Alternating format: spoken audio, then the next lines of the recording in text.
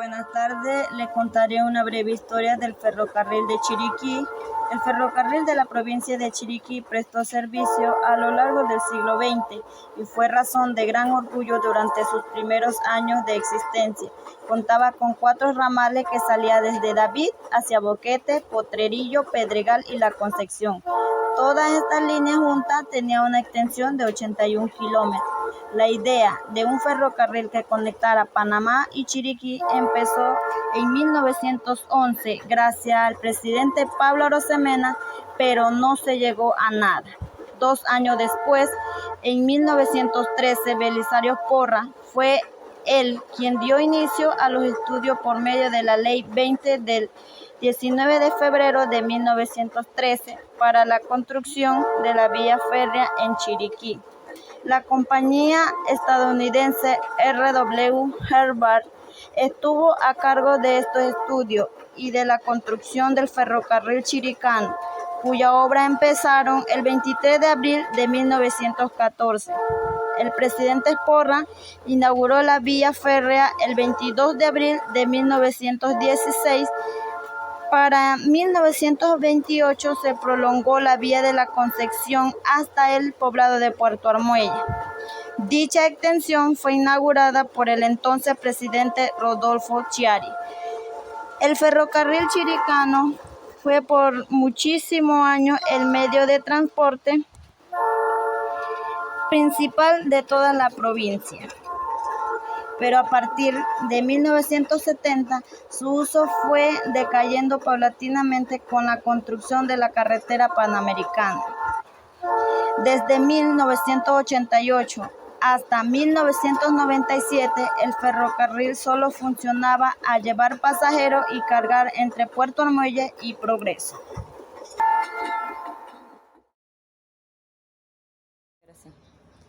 Muy buenas tardes. En el día de hoy nos encontramos con el señor Santiago Lizae Álvarez, el cual nos estará contando acerca de su experiencia vivida en el Ferrocarril Nacional de Chiriquí, que funcionó desde 1916 hasta 1997 en diferentes distritos de la provincia. Bienvenido, señor Lizae. Bueno, yo conocí el ferrocarril de Chiriquí en el año 1948 y 49. De ahí en adelante lo conocí. Hasta cuando ahora que ya finalizó y se terminó, que ya no existió el ferrocarril. Lo conocí porque mi papá viajaba en el tren, en el motor. Nosotros antes le decíamos el motor. Él viajaba para la Chiriquilán, para las bananeras que existían en ese entonces, porque él era comerciante para la Chiriquilán.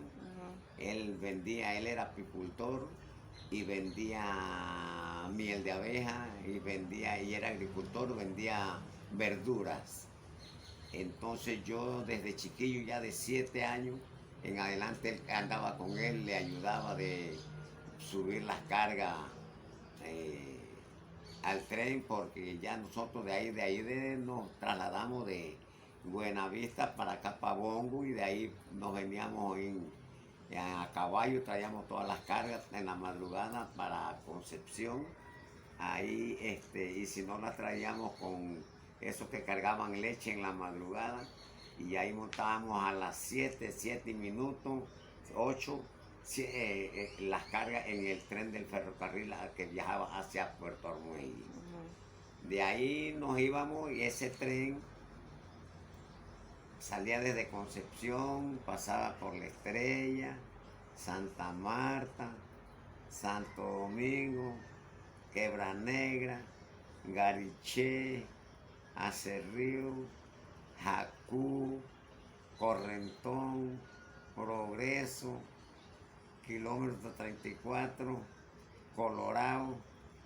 En ese entonces no existía ese kilómetro 34, sino era Colorado, que le decíamos era el switch.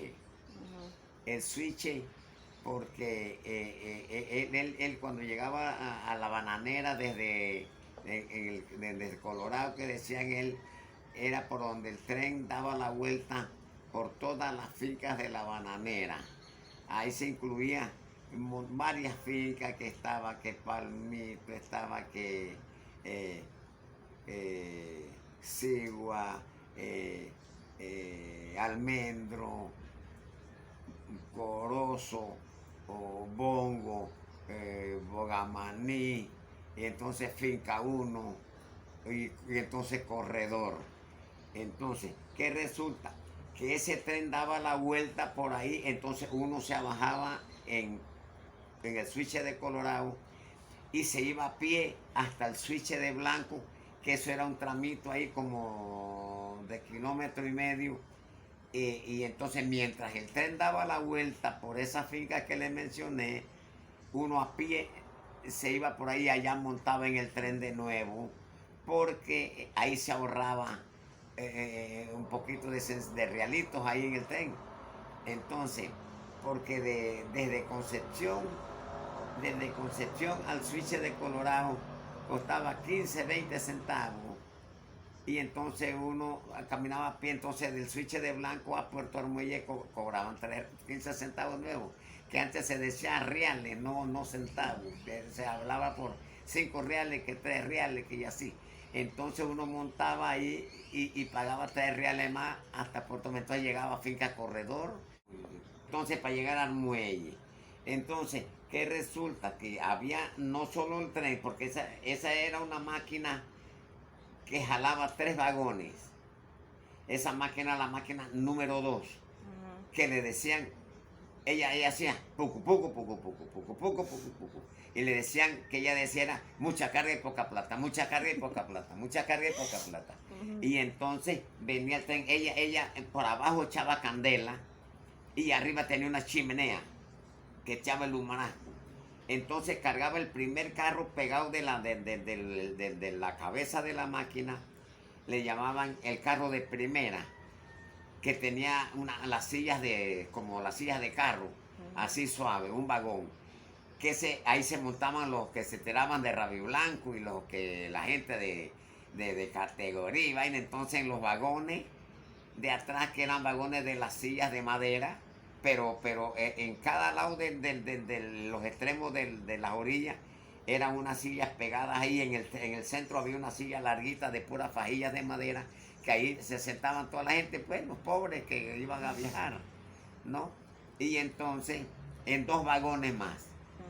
Y entonces los muchachos pagaban medio pasaje, que era 1 real, real y medio, 2 reales, que era lo que pagaban. Porque entonces así viajaban. Entonces ahí llevaban algunas cargas a la gente, pero para los que viajaban así, como hay veces viajaba mi papá, hay veces viajaban también en uno que le llamaban el repollero, que era un vagón de donde va la máquina del carro, pero anexado al lado atrás.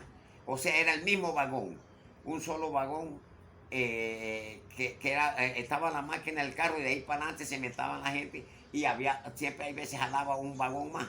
Pero ahí llegaba la gente, subían los que vendían queso, latas de queso, que pipá, latas de eso. Y entonces llevaban puerco, llevaban gallinas, y esas cosas las metían en ese, porque se llamaban el repollero. Llevaba toda clase de cargas y esas cosas. Y entonces atrás un vagón para la gente cuando viajaban así. Pero entonces, ¿qué resulta? La gente aprovechaban cuando iba el tren, porque ese tren, uno iba de Concepción para Puerto Armuelle, el otro salía de Puerto Armuelle a la misma hora, y se encontraban en Jacú, o en Acerrío, o en Gariché. Eso se llamaba el switch, switchaban. En Acerrío había el switch que entraban uno así buscando la carretera, digo la línea de San Andrés, porque había un tren que viajaba para San Andrés, un vagón que viajaba para San Andrés. El que iba para San Andrés es que pasaba por Frijoles Palo, El Roble, kilómetro 6, Exquisito, San Miguel, Gómez y San Andrés. Bueno, entonces, el de San Andrés, él subía en la mañana, bajaba en la mañanita, subía y bajaba a las 2 y subía en la tarde de nuevo por las 4 para arriba. Entonces se encontraban en Acerrío. Ahí esperaba la gente que venían de Armuelle y la gente que iban de Concepción para Armuelle. Ahí para los que iban para San Andrés para arriba. Entonces la gente aprovechaba, como allá en Acerrío había mucho movimiento de la gente. Y a la gente ahí vendían todas las señoras con unos platonados en la cabeza de fritura, de que chicharrones, viñuelos, almojábanos, empanadas, y de todo eso, y otros vendían pifá, otros vendían maíz nuevo, otros ahí vendían desde mango, vendían aguacate, todo, vendían piña y todo eso ahí, porque ahí los trenes enswichaban y ahí se demoraba un rato, ¿no? Y había mucho movimiento en ese momento, había unos kioscos allá al lado de la estación para que la gente tomara refresco y eso, para sentarse y esperar ahí. Y eso era bastante movimiento en ese entonces. Y de ahí entonces el tren repartía a toda la gente por la finca de la Bananera hasta llegar al muelle. Entonces allá en el muelle él estacionaba en la mañana y esperaba hasta cuando eran las 1, las 2, que salía para David. Entonces el otro hacía la misma cosa en David. Ahí había unos carritos de cargar también los jefes del ferrocarril. Nunca ha faltado que siempre los que menos hacen son los que andan mejores. De esos jefes del ferrocarril y todo eso, había unos carritos especiales para cargarlos a ellos y eso. Por eso hay dos que ahora los tienen por allá detrás justo de los bomberos, detrás de donde está la guardia ahí en Progreso, metidos por allá, que debían de tenerlo, exhibirlo y tenerlo bonito por ahí para presentarlo a la gente. Pero bueno, como ya no sirve, bueno, es como todo, el que no sirve, abandonarlo y botarlo. Que eso es lo que, por eso vivimos así en Panamá. Muy agradecido de la entrevista.